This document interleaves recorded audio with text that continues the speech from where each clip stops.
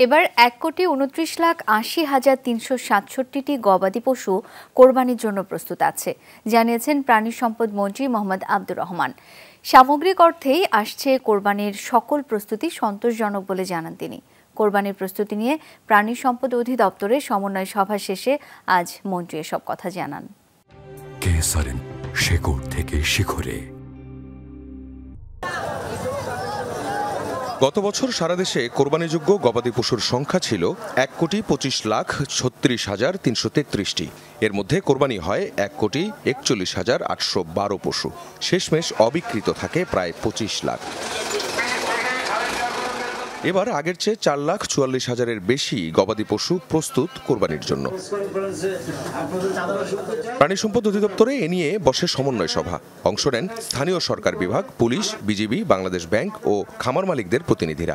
বৈঠক শেষে মন্ত্রী জানান, এবার পশুর চাহিদা আর যোগানে সামঞ্জস্য থাকবে। আমাদের এবার যে সংগ্রহের পরিমাণ বা পরিসংখ্যান, তাতে মনে করি যে সে চাহিদা এবং সরবরাহের মধ্যে কোনো পার্থক্য থাকবে না, বরং সামঞ্জস্যই থাকবে। পশুর হাট, পশু পরিবহন, নিরাপত্তা ও ডিজিটাল হাটে মনিটরিং সহ সবকিছুই ঠিকঠাক আছে বলেও জানান প্রাণী সম্পদ মন্ত্রী। কোনো অবস্থাতেই পথে প্রান্তরে এবং পথে পথে হাটে হাটে বাজারে বাজারে তারা হয়রানির শিকার না হয়, সেজন্যে এই আইনশৃঙ্খলা বাহিনীর পক্ষ থেকে যা যা করার ইতিমধ্যেই তারা তাদের সেই প্রস্তুতি গ্রহণ করছে। স্থানীয় সরকার বিভাগ বলে, হাট ব্যবস্থাপনায় সব ধরনের প্রস্তুতি শেষ করেছে তারা।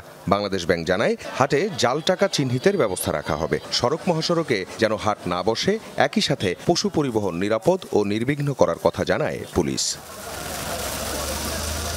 আখলাকুস সাফা, যমুনা নিউজ, ঢাকা।